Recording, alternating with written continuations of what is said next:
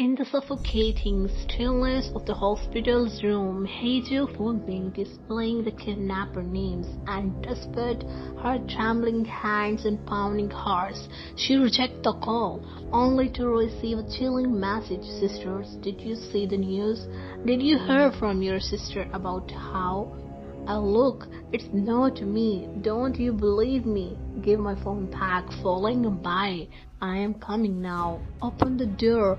And as the timing of those words aligned with the creak of the door, panic surged through Hijo, who darted forward to slam it shut just in time, her trembling finger twisting the lock before her legs gave way, leaving her to slide to the floor, overwhelmed by terror, as the pounding on the other side jolted her until a familiar voice broke through the chaos, and the moment as Saon's frantic voice called out, "Heicho, open the door!"